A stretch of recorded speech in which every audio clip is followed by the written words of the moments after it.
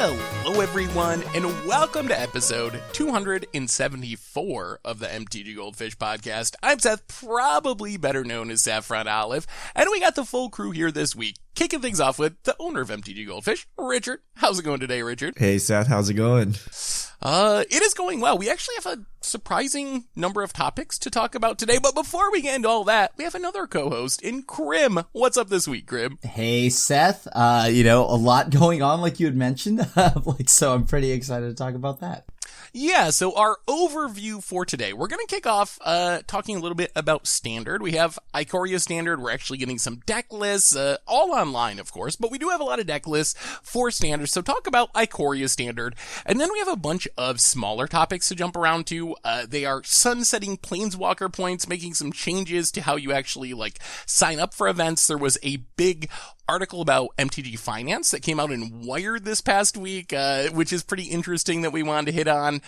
Maybe banning cards in Vintage came up, so we're going to kind of jump around a bit. And then, of course, wrap up with Fishmail. But before we get into all that, a reminder that our show today is once again brought to you by Spikes Academy. And Spikes Academy recently launched a new control course with Corey Burkhart, so if you'd like to make your opponent's lives miserable with counter spells and card advantage, this is a perfect course for you. You can check it out now over at spikesacademy.com and learn from the best players in the world. So thank you so much to Spikes Academies for supporting the show.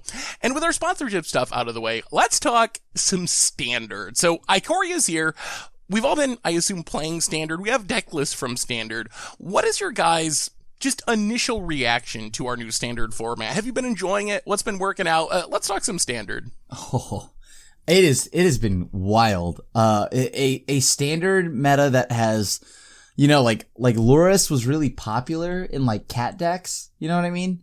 And then randomly, it's I think there were people that came to the realization that Lurrus is great, but it's probably not better than Mayhem Devil. And so I don't know. I feel like the Standard meta has been just bouncing around, right? It almost evolves every 3 days. So let's summarize what Standard looks like. You got Jeskai Fires, the clear front runner of Standard at 20% of the meta.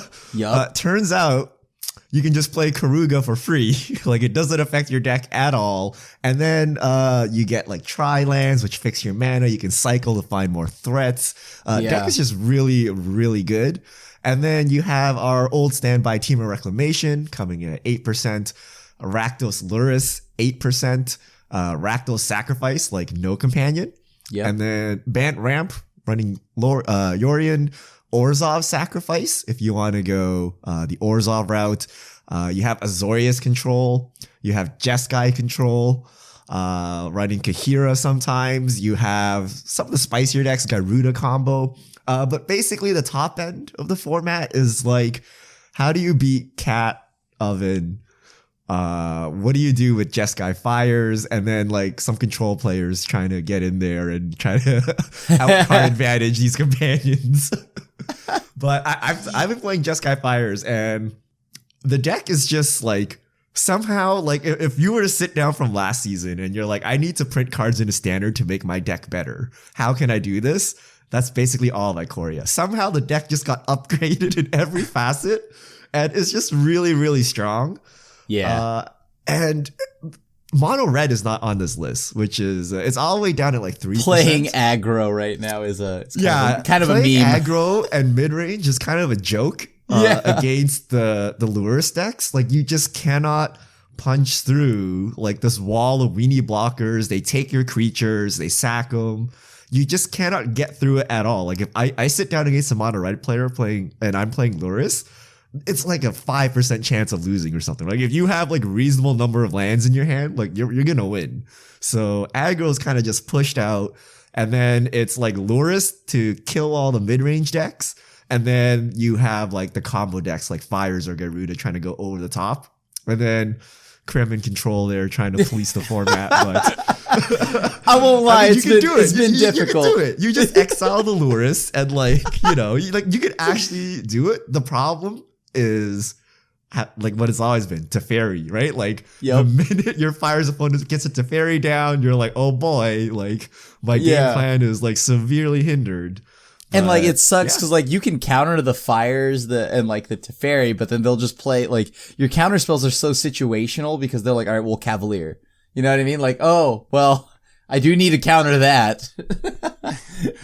I've seen some people are playing Yorion Fires builds, and I have to say, if there's one thing that makes me saltier than my Fires opponent always having Fires in their 60 card deck opening hand, it's my 80 card deck Fires opponent still always having Fires. Like, how does that happen? How do they still always have it? Like, that shouldn't work that way. I play the 60 card version and I still can't find my Fires. Ever. And I mulligan for it.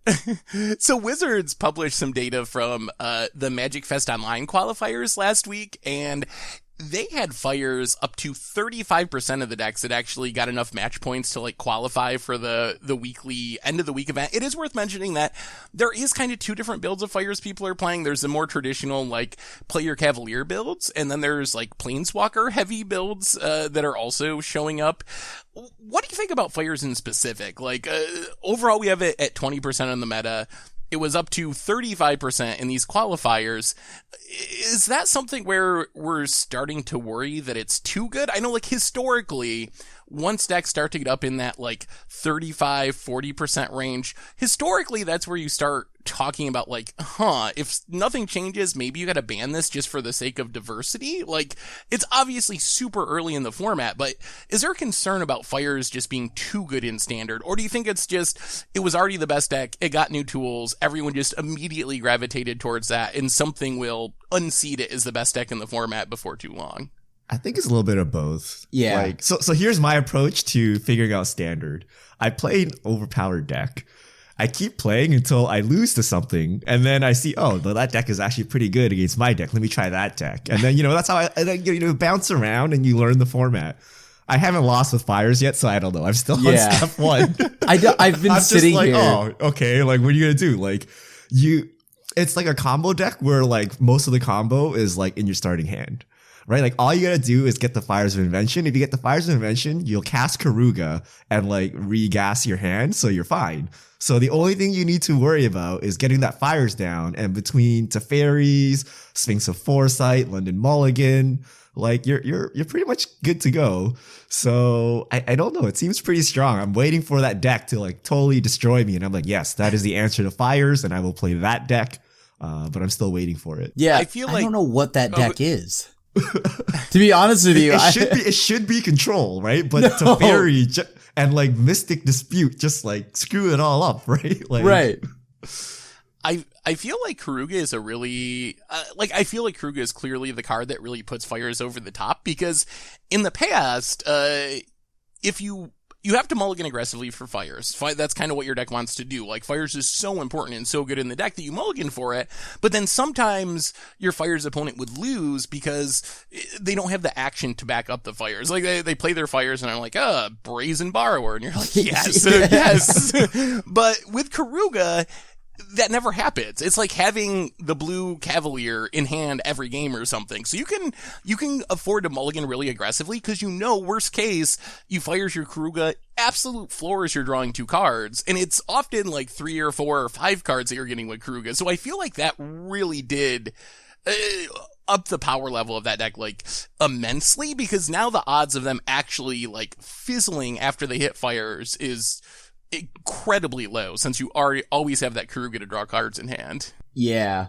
That's just the thing. And like on top of that, like, like they could just also hit you with Garuda, right? Like Kenneth, Cavalier, like they already have at least 5 power in the wing, right? So they're just now waiting for any of their other hasters. Yeah, I think that's, I don't know what unseats that deck. Although I will say, have either of you seen the cycling deck? Yes. Yes. I actually think that deck is really good against Fires. I tend to always beat Fires with that deck. I don't know if it's like a good matchup or if they're just like not prepared for it, but you know what's really good against someone having a Fires and not being able to cast spells in your turn is just like throwing 10 or 20 damage at their face for 4 mana. Like it actually feels like that might be a good matchup, but I don't know if that But how still do not you sure if that Zenith deck's just a Flare meme. by turn 5 and kill someone? Because all I gotta do is like turn 4, like fires turn 4, play a creature, turn 5, Karuga, play a haster, and you're dead. So Yep. you need to actually Zenith Flare me on that turn, which I don't know, that's a lot of cycling to get done to deal lethal. That is, and stuff like Kenrith is definitely a problem. You can make a ton of chump blockers, so you can actually like stabilize the board really easily in the cycling deck. But if they have trample. something like Kenrith to trample over, then it does kind of ruin the entire plan. I think the other big number from these qualifiers was 72% of the decks that got at least 15 points. So I think it's 5 and 2, maybe that would be. 72% were companion decks. What do you think about companions in Standard? I know we talked about them in older formats and kind of from a meta perspective, but in Standard in specific, most decks are companion decks. What has your experience been with that? Do you like it? Do you dislike it? I've played with Kahira, right? Because, control decks have tried to play a free one, and I thought it was, everyone, I do agree. We've had this discussion before, but like that, yes, the 8th card is sweet, but Kahira is just, for me, so far, a 3-2. Well, I mean, you're not playing any other creatures, so yeah. Yeah. I think that is kind of by definition what it'll be in your creature-free control deck, Grim. Yeah, and that's the thing. Like, some people are like, that's insane, you have a free card. And like, yes, it is great to have a free card, but I don't know. Do you think it's not worth it in the control decks? Like, is there any doubt in your mind that it's the correct choice? Like, is there any argument that like I'd rather just have like, I don't know, an extra Wrath or Ether whatever in my sideboard? Like, is there a chance that it's not worth the sideboard slot in a creature free control deck? I haven't felt like it's been worth it, right? But I do think that Yorion might be sweet, right? Like, Yorion has been the one that has at least been more beneficial for the control deck. Yeah, I've played against a lot of Yorion decks. Yeah, like, I've been playing Yorion Fires, but like Grixis Yorion Fires. I've tried, like Yorion, Abzan Foretold.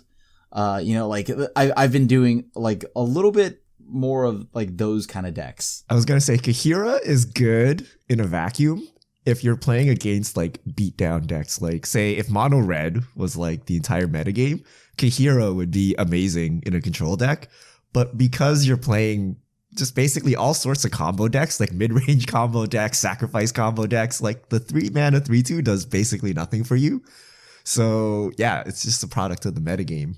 Yeah. But so my experience, I've played 2 decks, Jeskai Fires and Rakdos Luros, and I actually really dislike the companions because I can't put my janky cards into my deck anymore. Like, I'm like, okay, here's standard Rakdos Luros, but I'm a clever guy. Let me put in some spice to show everyone, right? But I'm like, there's only so many like 2 CMC cards in the format, right? So you can't really just like add spicy cards to your deck because of the deck building restriction. Now, Jeskai Fires is different because Karuga basically is no restriction. But I don't know, the restriction kind of just makes it And then when we're playing the 3-mana sorcery that reanimates 2 creatures up to CMC 3, that's just effectively another Luris. I'm like, I don't know, man. Like, these decks, they're just so consistent, and you can't you can't even brew and like add your little spicy twist on them. So I actually got bored of the deck like really fast. And in addition to the fact that it's like such a pain to play on Arena, like sacking the cat all the time. So I just go play Fires, and on turn 4 win the game. It's like basically mono red, right? Like on turn 4 I win the game.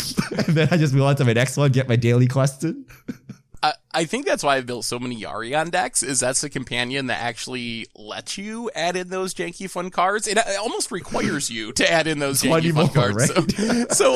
So all of my decks are just Yorion decks if I can actually cast Yorion, and it seems to have mostly been working out. I do think it'll be interesting to see. Luris is a really good example, and we kind of hinted at this during the intro. Everyone went hardcore on these Luris sacrifice decks right after the set released, but now we've seen more recently, over the last few days, a shift away from Luris and back to like Mayhem Devils and some of the cards that we had before. What do you think on that, Krim? Like, which of those builds do you think is actually gonna prove itself to be the better sacrifice deck? The one that like gets an 8th card in hand, or the one that gets to play whatever cards they want? I'm not gonna lie to you. I think it's got to be the version that has Mayhem Devil, because that's always been the card that I've been more afraid of, right? Like it's because like that. Oh, cool. I play like it feels bad when you like play your own Fabled Passage as your 4th land, and then they have Mayhem Devil even.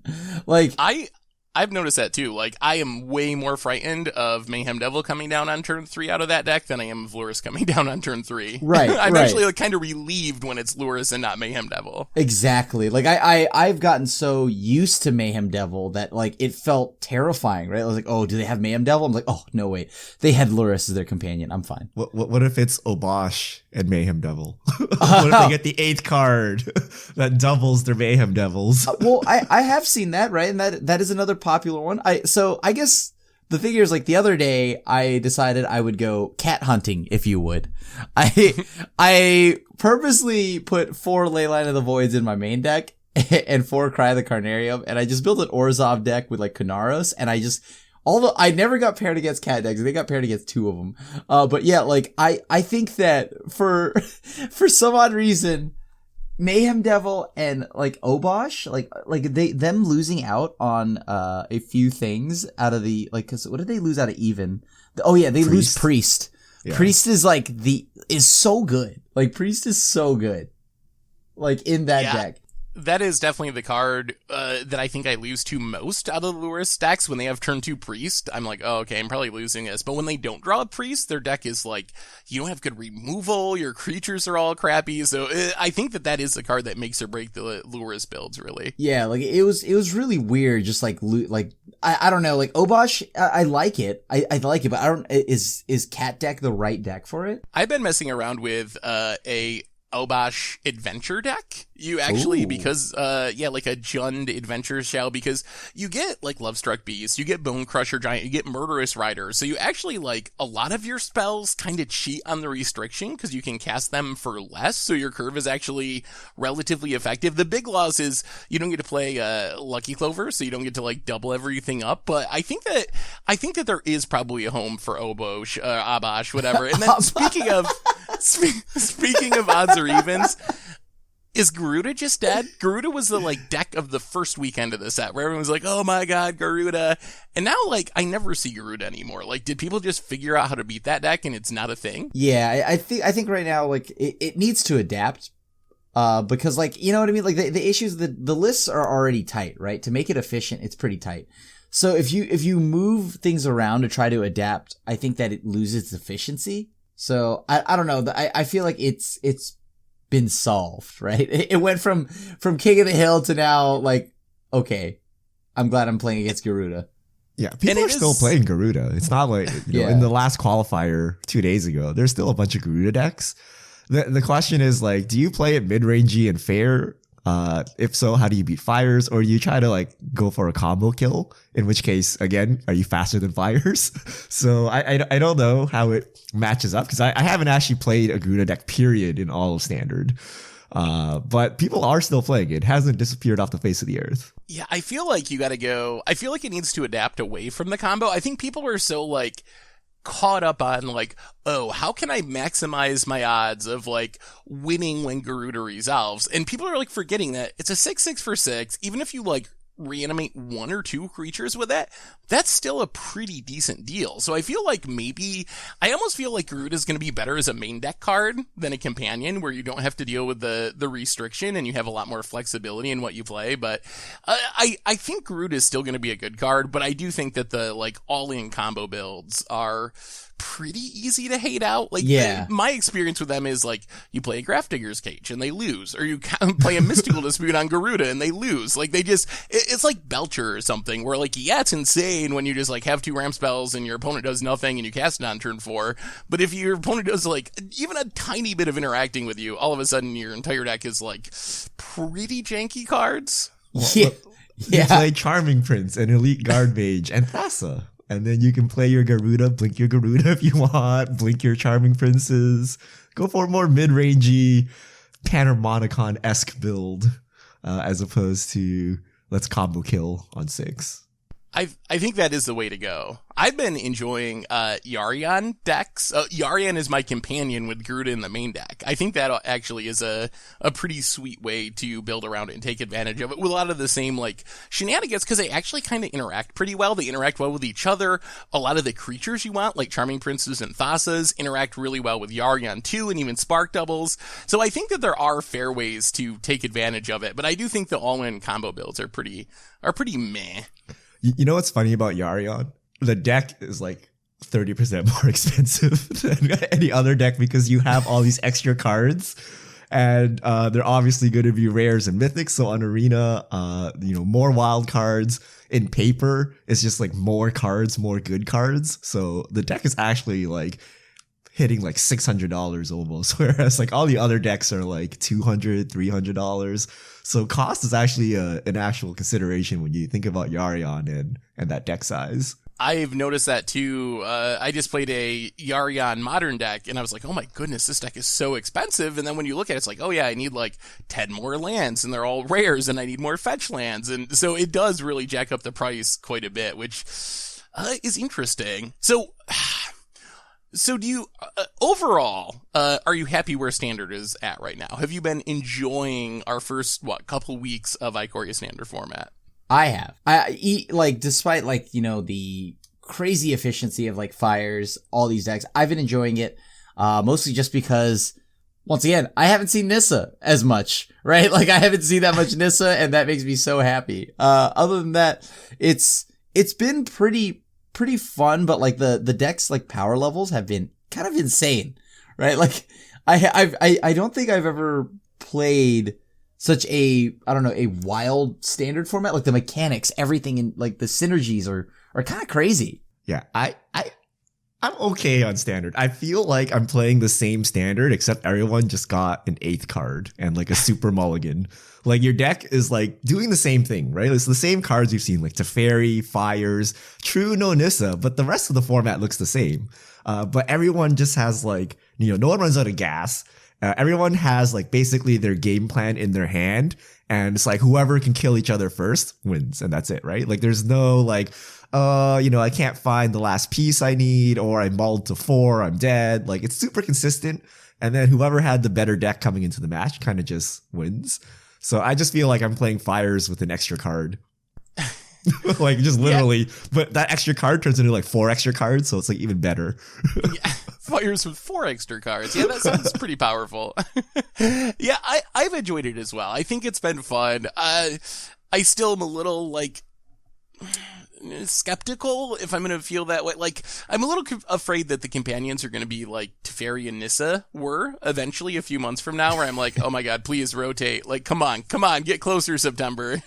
So I'm a little worried about like the long-term effects of it. But honestly, so far I have enjoyed playing with the companions, and I have mostly enjoyed the Standard format. I do play against Fires a lot, but I don't know. Fires is, while I do think it's the best deck in the format, it hasn't felt oppressive to me in a way where I'm like miserable when I see my opponent playing a Fires deck, like I have been against like some of the top decks in Standards past. So I'm kind of okay with where Standard is at right now, although definitely waiting to see how things will develop and what it'll be like.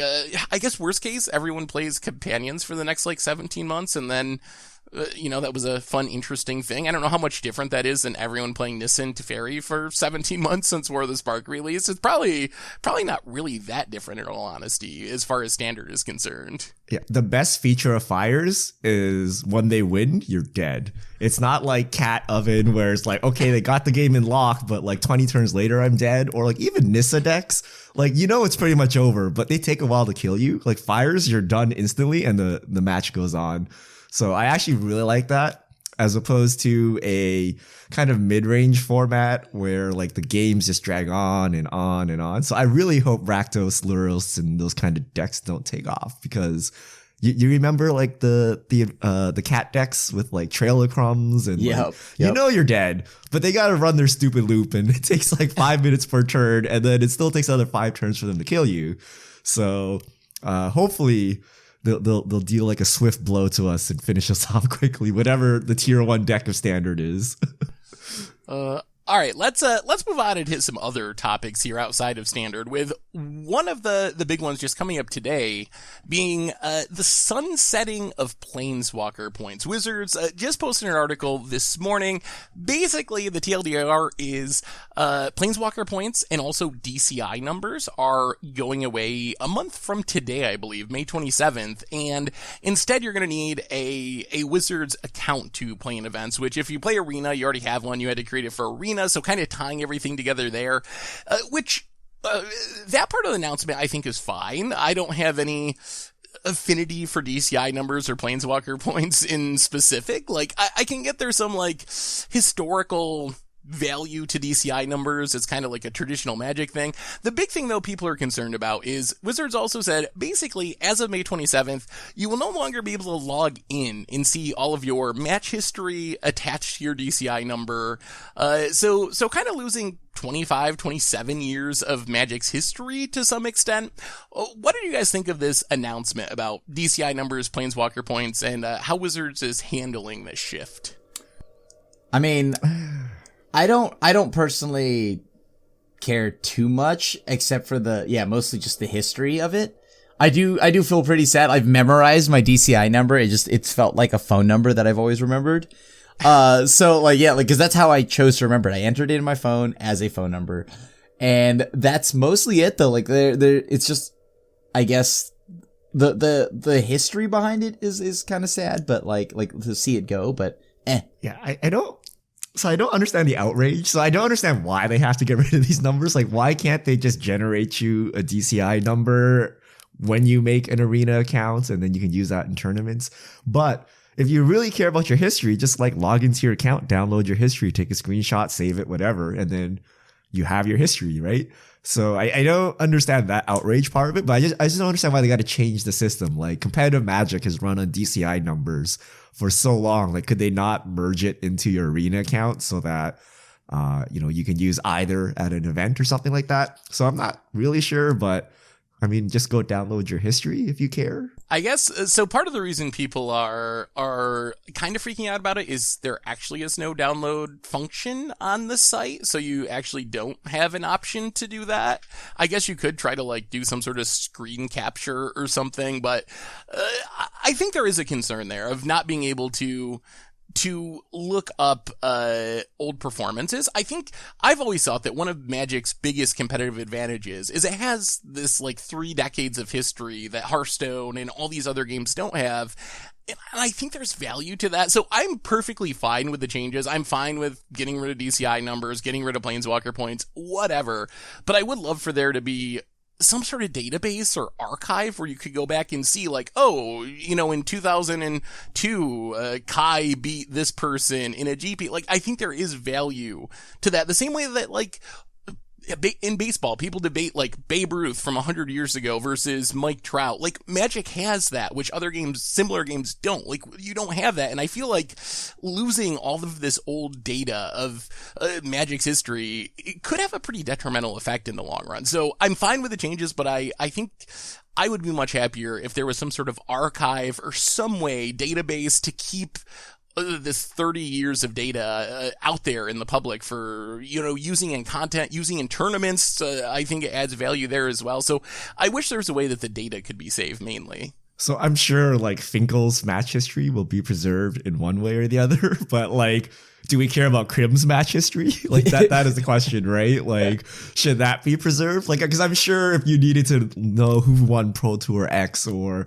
what did Swiss look like in tournament, big tournament X, you'll find it, right? But I don't know, like, random Joe Schmo, do we need their history? Like, it's good for the person personally, right? But as a community, do we need to preserve it? But what if Krim ends up being the next Finkel and we want to debate Krim versus Finkel? I'll have you know, I had like 5 pro points. I'm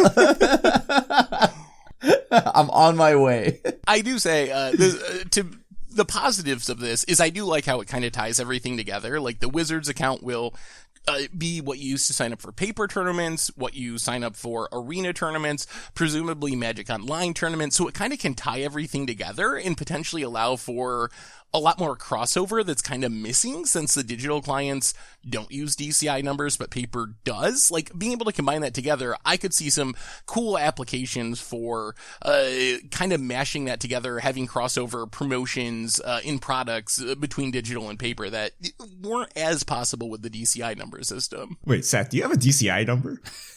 I do. I don't think I've ever used it. Is it one of those, like, the judge wrote on a piece of paper for you and, like, gave it to you the one time you went to a paper event? Yes, it is exactly that. And I keep it in my deck box. I have no idea what it is, so I have to pull the card out if I ever want to sign up for anything, because I have no idea what my DCI number is. I've lost that card, like, because I got in like 7th grade or something like that. So Oh wow! Like, how many digits is your DCI number? Like 2? no, That sounds pretty old. No. It's still like 7 numbers. It was perfectly. Oh wow! It was perfectly enough digits just to be a phone number. Actually, I think I have like several DCI numbers, as weird as that sounds, because when I didn't know any Wow, better, Shark. and when I first started going to like pre-releases, the local game store I went to, they would ask for your DCI number, and I'd be like, I don't know what that is, and they'd be like, oh no, that's fine, we'll just like make you a new one. So for like several pre-releases in a row, and I didn't know that was actually, like, now I know that was probably a sketchy thing where they were trying to like up their number of new players or something, but at the time I was like, I don't know what a DCI number is. Sure, whatever. Like, give me a new one. That's fine. That's that story. The real story is he got banned from like every store. He had to keep going around getting new DCI numbers. That's like the VH1 behind the cards. Oh, I might make a fun YouTube video, actually. Anyway, let's move on. We have other topics to get to today, with one of them being this huge Wired article about MTG Finance. So it's called "The Stockbrokers of Magic: The Gathering Play for Keeps." Did either of you manage to read this article? Yep. Read the whole thing. It's pretty long, actually. It is very long. What did you think of it? So, I mean, on one hand, it is kind of an overview of the financial aspect to the game, comparing it to like the stock market. On the other hand, there was some interesting, I thought, tidbits in there that kind of brought up some stuff the community had been wondering about. But what was your takeaway from this article, Richard? I really disliked it. So I liked it in the sense that it gave a good overview of kind of Magic. Like, so it's made for not Magic players, right? So it kind of like drops in, you know, how the game works, like the kind of financials behind it, Black Lotus, price, things like that. But it portrays everyone as like it's kind of like a upstart underdog or something, right? Like they figured out a way to like game the system and to make money off of it or something like that, right? Where the thing where Magic players are interested in it is it talks about how MTG finance community knew about Pioneer before Pioneer was released. And then they portray the two characters as kind of like these like, you know, these like hackers that figured it out and like figured out the system, right? And I don't know, that just really rubbed me the wrong way. If you were just reading this without knowing anything, you would just think like, oh, these are some like, you know, cool guys like making a buck at no one's expense. Where the reality of it is like, you know, it really unfairly increased the price for a lot of players. And, you know, the shady manipulations of prices behind the scenes in this unregulated market is perfectly legal. But, you know, the question is, should that actually, you know, maybe it's like legally legal. Is that even a word? Like, you know, it's legal, but is it moral, right? Like, you know, there's like a lot of hard hitting issues, like as Magic players, that we take offense to this, but like it was kind of just glossed over and thought of as like, you know, here's some cool guys making money off this thing you didn't know existed, and they make lots of money. So I didn't appreciate that spin on it, but you know, other than that, like, I don't know, it's like a pretty good article for people who haven't played Magic and just want to know like, hey, you know, this game still exists. Cards are worth a lot of money. You can make a lot of money with cards. So in that sense, it's fine, but I just didn't like the spin on it. It did kind of portray a lot of the key players as like entrepreneurs that are, you know, just, you know, doing like kind of like a startup. Like they started something and they made a bunch of money and everyone, you know, should be okay with that. But I think for me, the big takeaway is it did confirm what had been rumored and talked about the Pioneer leaks and how that actually...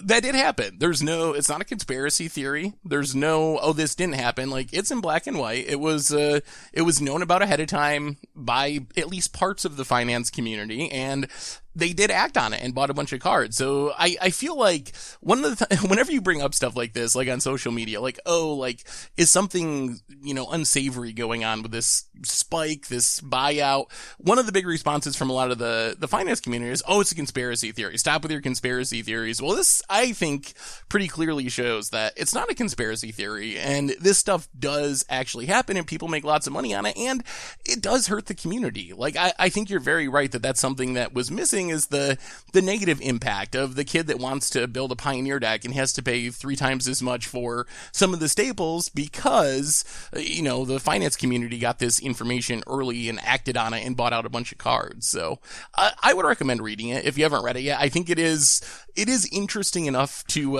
read, even as a Magic player, although I do agree with you that it did kind of paint everyone, I thought, in a pretty positive light when, from my perspective as a Magic player, some of the action seemed pretty sketchy to me.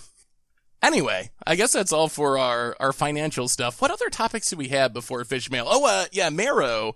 Almost missed this one. Actually, two more topics and then Fish Mail. One is, someone asked Mark Rosewater about companions in Vintage, because companions, you only play them as a one of anyway. Vintage uses a restricted list rather than the ban list, and Mark Rosewater confirmed that they can ban cards in Vintage. So, do you think there's any chance we have, for the first time ever, a banning in Vintage based on companions? I mean, so this is interesting news because, like, okay, of course cards can get banned, but in Vintage, cards are usually not banned. They're restricted. Yeah. In the case of companions, restricting them doesn't make any sense because it doesn't do anything. However, we do have banned cards in Vintage, right? We have like the anti cards, the dexterity cards, things like that. So this is not like totally unprecedented. But if they were to ban a new card, they haven't banned a card for like millions of years. So yeah, but I don't know. I feel they will probably exercise that if they need to. Like, this is not like some taboo where they're like, okay, this is like a format where you can play any card that you ever want to play. They're like, if this card breaks the format, they will ban it. And then, Morrow confirmed it. So if we think companions are a problem in Vintage, it will go away. Yeah, I think the big deal here is, I don't think there's any cards in Vintage that are banned for power level reasons. There's like anti-cards are banned because of gambling. Dexterity cards are banned because that's not how modern Magic works. But I don't think has ever been a card that is banned because of power level. Instead, it's just restricted. So it would, while there is precedent to cards being banned for power level reasons would be something new to Vintage that we haven't seen before. But companions they're unique because you only play them as a one of anyway. By definition, if they're your companion, like, you can only play it as a one of. So restricting it does literally nothing. So it'll be interesting to see. I know companions, from talking to Vintage players, have really kind of taken over the format there and have been a huge deal in the format. So it'll be interesting to see how quickly action might be taken in formats like Vintage or Legacy in regards to specifically Lurrus, I think, is a big one, but companions in general.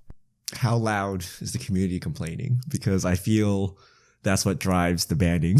Like, Wizards already has said, like, they don't really test these older formats. They have limited time.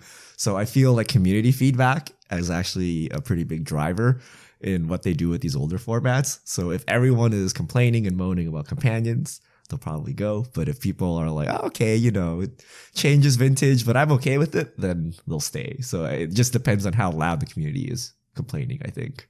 And Wizards has been upfront about that. I think before last Eternal Weekend, they literally just asked on social media, like, hey, what do you all want banned in Vintage before your big tournament for the year? And boy. so they do definitely listen to feedback, especially for those older formats that they don't test for. The other big piece of news is we got another secret lair drop announced. Richard, what is our newest secret lair? All right, we got Secret Lair Godzilla lands. So these are actually leaked a while back. They're confirmed. So you have basic lands with Godzilla on them. The mountain looks really cool. Price was $30, I think. $30, yeah. $30 for a set of 5 lands. I mean, these lands look amazing. I'm always excited for these cool lands, especially if they have Godzilla on them. So these are pretty sweet.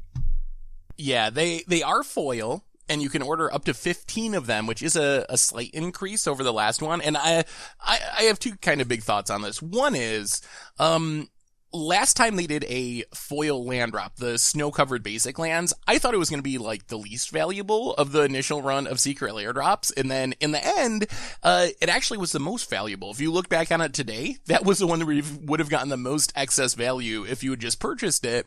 So I actually think these are going to offer pretty good value based on what we've seen with land drops in the past. Another is, I've heard a lot of complaints about this, 5 lands for $30, lots of whining and complaining. I feel like this is exactly how we want Wizards to monetize Magic. Almost exactly like Magic Arena. Like, charge a ton of money for, the cosmetics to get the cool basic lands. That's fine. Like, if you want planes for your deck, you can get them for literally free as draft chaff or from some box at your local game store. Like, they cost $0. So I feel like this is, rather than complaining about this, I feel like we should be like, yeah, Wizards, this is how, this is the best way for you to monetize things like Secret Lairs, because there are super cheap or even free versions available for players. You don't need to buy these compared to something like fetch lands where players do need those to be cheaper to be able to play the game. So I've been a little bit disappointed with the negative reaction to this because I feel like this is exactly how we want Wizards to monetize Secret Lairs. So logically, what you said makes a lot of sense. However, instinctively, they rub me the wrong way still, even after you've explained that. And I think the problem is, like, where's our free stuff, right? Like, if Wizards wants to, like, make, money off of the whales, like, where's their sacrifice being returned to us? Where are my, like, cheap fetch lands, right? What I'm getting is, like, expensive fetch lands followed by expensive basics. And then, like, where's the bone that I'm supposed to get thrown, right? So I think that's why it's rubbing me the wrong way. Like, yeah, someone can buy these lands that they want, but, like, where's the good stuff for me? Like, where are my, like, standard set fetch lands, right? Or where's my fetch land reprints in, like, a commonly open set, right? So I think that's why people are just like, why did they waste this time making more basic lands? Like, I just want cheap cards instead of expensive premium cards, which someone may like, but I don't, right? So where's my product? And I can see that. I can see that argument as well. I guess my answer would be, we have it, like,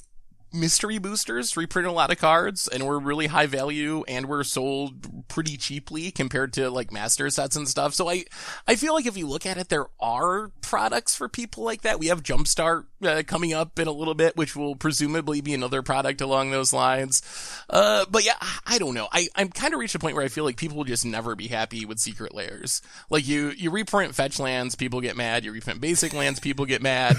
Like, how does Wizards win if no matter, because I feel like that the complaints about this drop, the basic land drop, is basically the exact opposite of the complaints about fetch lands. People are like, oh, we don't want these expensive cards at expensive prices. That's not what this should be about. We need those reprinted. So Wizards goes the exact opposite and reprints cards that are literally free, and people will still get upset about it. So I don't know. Will either of you buy these? I think I would consider it because I do really like the Godzilla Island. Like, the Godzilla Island is sweet, watching him walk through the water. But I don't know. If Secret Lairs are going to be coming out as much as they are, I do kind of want to hold out for something a little more than just lands, unless they're fetch lands. Yeah, I'm not a savage like Krim. I don't play mismatched lands, so, like, I'm not buying 10 of these things. Right? That's ridiculous, right? Yeah, I only buy one, even if I did, right? So, like, yeah, like, I think a lot of people are upset about that too. Like, who plays mismatched lands? Like, come on, right? Like, we gotta spend a lot of money to get a set of these. So at least Wizards put that into consideration with the fact that you can buy so many of them. But, it's pretty expensive to complete your deck. You're gonna have to go mismatched basics. Yeah, I mean, if you've got the max 15, that's $450 to get a bunch of basic lands. That is a steep price. Like, I'm sure you there will be bling deck. You gotta fork over the bling, man.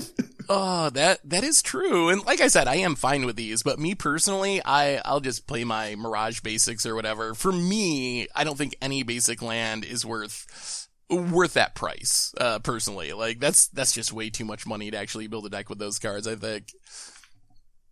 Anyway, we got a few minutes left. Richard, let's answer some fish mail this week before we run out of time.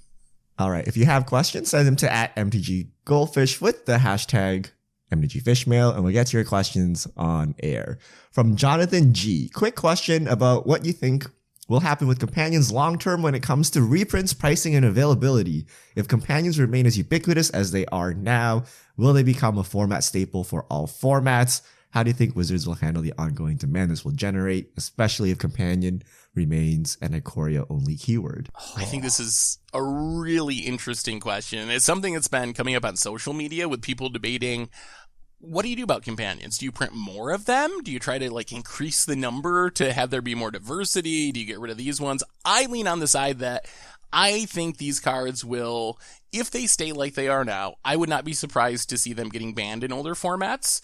And then they just live out their time in standard, and then they rotate eventually. I think the plan of continuing to print companions every set to try to make enough that there's diversity within companions, I think that is a bad direction to head, especially since Wizards said from the beginning, there's not much design space here. It was hard to even get enough design space to make this cycle of 10 of them. So I don't think it's something where you can just have hundreds of companions running around eventually. I don't think there's enough design space to make that possible. And I don't think we'd actually want that anyway. At least I wouldn't. I am on the other side of that, where I think it would be cool to see just one more cycle, but I hope it's not more than I don't want it to be in every set, right? I just want maybe at most another cycle of companions to see what else there is. But yeah, it probably gets pretty difficult design space wise, right? What else can you do? And but yeah, if I saw just one more cycle, that'd be cool. That's my overall opinion on it. But yeah, just I don't want it in every set. Yeah, I think we're all scared because companions have a big impact across all of Magic. And, we're afraid of change. You're oh my God, right? But what if companions are good for Magic? What if this gets rid of Mana Screw, right? Or I guess it'd be Mana Flood, right? But one of the biggest complaints about Magic is RNG. And at least in Hearthstone, you can use your hero power to kind of smooth out your curve. In Magic, you kind of just do nothing and die. So what if companions was the fix to that, right? That it made games more consistent and that they become a feature of the game, and maybe in the future Wizards prints only companions and standard becomes basically commander, right? Where you always have this extra card in the zone to cast as a way of fixing kind of RNG and Mana Screw. So it could happen, right? I could see I don't know. We got to see the data. So yeah. So let me ask you, Richard. Earlier you mentioned every game kind of feeling the same and being super consistent. Do you think that would be a good thing? Sure, maybe this fixes Mana Screw. Do you think you'll still find it interesting to keep playing Magic 2 years from now, 5 years from now, if you still have the feeling that every game kind of plays out the same because, London Mulligans, you get a companion in hand, everyone's got everything they need all the time. Will that keep people's interest long term if there isn't that variance in Magic? I like the variance in Magic, but I also like Wasteland and Strip Mine and things like that. So it's going to depend on what the majority of players like. And I do see a problem with inconsistency though, right? So would you rather have something be totally consistent or just be inconsistent 10-20% of the time where you have a non-game? So I don't know. For standard and limited, I would much rather have a companion than a non-game. In modern and pioneer, the consistency just leads to degeneracy too much, right? So I don't like it there. But for limited or standard, I think it's pretty good. Yeah. I mean, I like it in standard. Because I don't feel like there's a problem with consistency in modern. There's enough cards, and as more cards get printed, the last thing modern needs is more consistency. I joked about this on Twitter, but maybe we really do need standard horizons. If we need to keep printing companions, maybe we just don't make them. Maybe we don't make them legal in older formats. If they're great for standard, but killing modern, legacy, vintage, pioneer. Maybe you just are okay, like they did with Lutri, where we're all right, we're printing this. We know it's going to be banned in Commander because it's horrible for that format, but we wanted to print it anyway. Maybe you just keep printing them and, don't allow them in non-standard formats. Things that would never happen. Standard formats horizons that are designed to keep you playing your cards after they rotate from standard. Well, no, you're not allowed. People would be oh man, can you imagine how angry people would get over that? Like if they're upset about, like if we were just talking about how like everything makes the Magic community mad, Standard Horizons would send people through the roof. Oh, that would have been a hilarious April Fool's Day. Yeah. Seth, why did you come up with this idea like 30 days ago? This would have been hilarious. We didn't have companions 30 days ago. They came just too late, I think. Oh, man. All right, next up, Cameron J. Thacker. Have MTG bans gotten out of control? It seems every set causes huge problems and, quotes, needs a ban. Some before even they are released. Are things actually broken, or is culture shifted to simply label something as such and call for a ban? I think that it's definitely a cultural shifting. Like there's before, like I'm not gonna say that all these like asks for bannings are unjustified, but like before, I mean, also like people just weren't like as vocal about it, like Twitter, MTG Twitter, right? Like stuff like that. And just overall, like all the ways of like people have been able to talk about like, bannings over media they haven't always been there, right? Like, I mean, like during like Cobblade, for example, like I'm sure like Twitter would have blown up then, right? But back then there wasn't as much MTG Twitter, right? There wasn't as much, like just social media and all of that. I think it goes both ways. Like, I do agree with you that there's more social media, people are louder about it, and I do think there's bannings kind of keep the conversation going. The more bannings there are, the more the expectation is that things will be banned. But I also think it comes from the other side as well, where I feel like Wizards has changed their design philosophy and they're printing cards that they would not have printed 5 years ago. Like, I don't think that Underworld Breach, for example, or Companions, there's even been articles where Wizards are like, hey, we wouldn't do a mechanic like Companion because it's too busted and it takes away too much variance from the game. So I feel like Wizards has changed their design philosophy and is printing more cards that are of a power level where they need to be banned. But I think it goes both ways. People are Agreed. louder. There's more social media.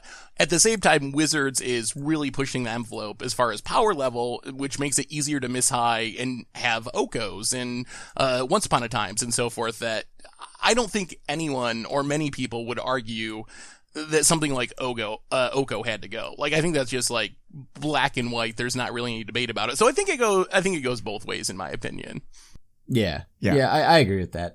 Duck Oat. For non-competitive 5-color EDH, is the ability to fetch a land to fix your mana more important than having a land that comes into play untapped? Seriously considering fetch dual Triome when the cycle is completed is preferable to fetch dual Shock. In Commander, I would say yes. I love the Triomes in Commander, and I think that fetch dual Triome would probably be the way to go. I'm pretty accepting of a few tap lands in my Commander deck. Obviously, depends a little bit on power level. Like if you're playing CEDH, that's probably not true. But for the power level that we play, I would go with Triomes, I think. I love Triomes, so I think they're great. And I would play them in any deck that I can. Yeah. I mean, I usually just play the straight 3-color tap lands and 5-color, because you have 5 colors, right? You actually need all your colors. So playing a couple Triomes, I think, is ideal. Flying Zebra. Regarding CDH, don't think of it as its own format, but an approach to EDH where you ask, how can I win as consistently as possible given the EDH ban list? This is especially relevant when it comes to sanctioned FNM buy-in matches for EDH. What do you guys think about not splitting? Like, these two things are actually the same thing, and it's just a different kind of mindset. I think that's what makes them a different thing. I feel like the philosophy is different. So in my mind, that's exactly what makes them two different formats, rather than being an argument for them being the same format. The Commander philosophy of like, everyone have fun, interactive game with your friends compared to I want to win as consistently and quickly as possible. To me, that is enough to make it two different formats, but that's just my personal take on it. Yeah, I still see it as two separate formats, right? Like, I mean, yeah, technically it's all under the same umbrella term of like, EDH or whatever. But like the thing here is I think it just, the vibe of it is way different, right? Like it is, I don't know. I mean, I personally feel like it's just, I can't see it as one format. Yeah. Next up, Only Way. Do you think Companion could be fixed by changing the rules so that your starting maximum hand size is reduced by 1 if you have a companion. So you'd have a 6-card starting hand plus companion. Oh, so you're starting and maximum hand size. So what if we took away the free card aspect of it, but just put it in your hand? So we like mulliganed and we handpicked one card to be in our hand. Yeah. Basically. I mean, the cost is like you're down a card, or well, you're down a card compared to what it currently is. But really, it's just replacing a card in your hand with your companion. I think that would make companions fairer, essentially. That seems a little complicated, though, right? Well, no. I mean, the rule is just you have a 6-card hand. Right. A 7-card hand. I think the way like Jim Davis put it was like you draw your 7-card opening hand, and then if you have your companion, you can exile a card from your hand and basically you replace that card with your companion, was his suggestion for doing something similar. If that makes it sound simpler, maybe. Oh, you get to mulligan. I think this one was just like draw 6. That is your hand. Yeah, that is that. I think that's what that suggestion was. I don't know.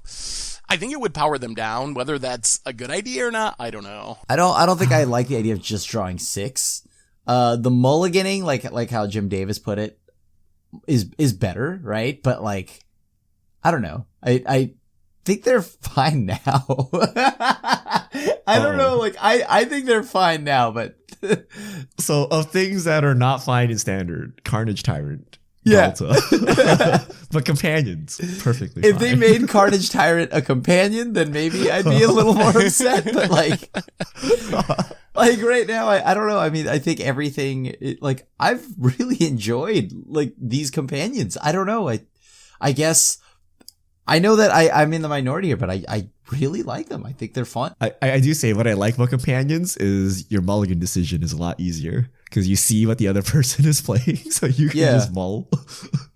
And it's nice to know, like, yeah, okay, I'm playing against this. Of course, if you see Kahira, you never know. That could be a control deck, or it could be the Groll deck that's been going around. But like, yeah, like, I don't know. I like companions. I think they're pretty sweet. I also like companions in standard, but and I have had fun playing them in other formats, but I also believe they're like a huge negative for older formats. While I do think they are like really fun in standard, at least so far. Yeah, I haven't played like Legacy or anything like that, right? So I've only played like Pioneer and like Modern. That's about as far back as I go. But is that a problem? I mean, like, remember when Delver and Snapcaster Mage were printed? Like, it basically fundamentally changed all the older formats.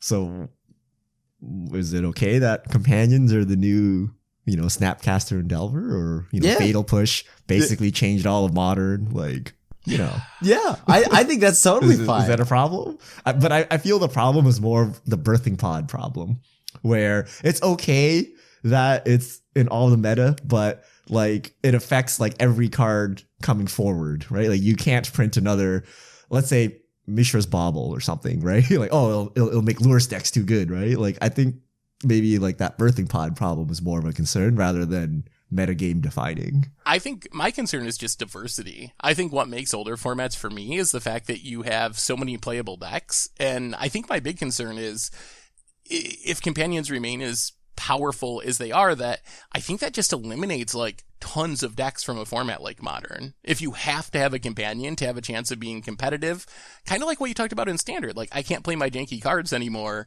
You might see the same thing on like a deck level if you just have to have that 8th card in hand to compete, where tons of decks just aren't a thing anymore because they can't run a companion. All right, last question. Desi no Hey, what do you think is the better deck, traditional Big Jund or newer Lurus Jund? Well, that's a Richard question. Wait, I haven't even seen this deck. Someone tell me, is it legit? Like, how do you play without lilies? Someone is this Jund deck? Someone 5-0'd with it. They did, yeah. It's just like Goyfs and Oozes and Bobs, and then a whole bunch of spells along with Lurus, but you don't have any of the Planeswalkers or Blood Braids. Like, what is? Well, kind of like Jund weenie, essentially. I mean, it sounds pretty cool, right? Like we were talking about it. We remember we were talking about it that Richard was just like, I don't know if I could live without Lily, but I think there's a world where you could definitely live without Lily. There's a lot of these decks. Apparently this is, but it's not Jund. It is. It's just the newer Jund, right? Like there's like zero disruption. I mean, I guess you still, I don't know. Depends. I mean, I'm gonna try it. I like this idea. This so I'm feels on too board. cute. is drawing an extra card every turn with Bobble as good as making your opponent discard every turn with the Liana? It might be. So I personally am. So here we go. It all Red and comes back 6. to Red and 6. This is another Yeah. Red and 6 thing, right? My goal is not to drag the game out by drawing more cards, which is exactly what Lewis is doing. Right? My goal is to kill you by turn 4 because of all the unfair decks in Modern.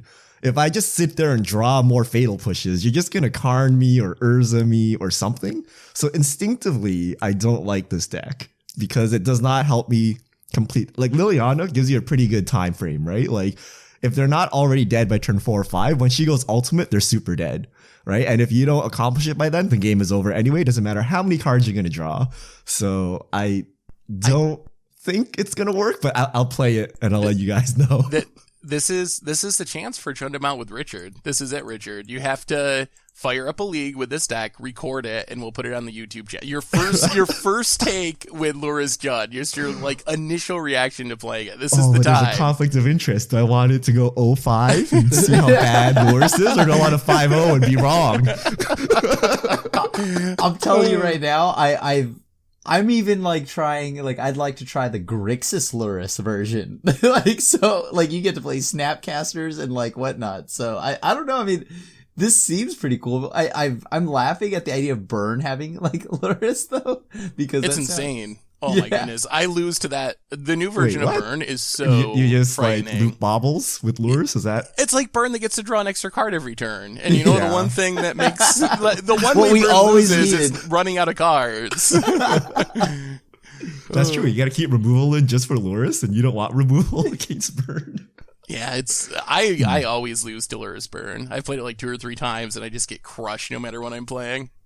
Yeah, Right, Luris. you guys have convinced me. I've had enough Jeskai Fire as a standard. I'll play the older formats this week to see how rampant these companions are. But Richard, once again, Luris and Croxa in Jund.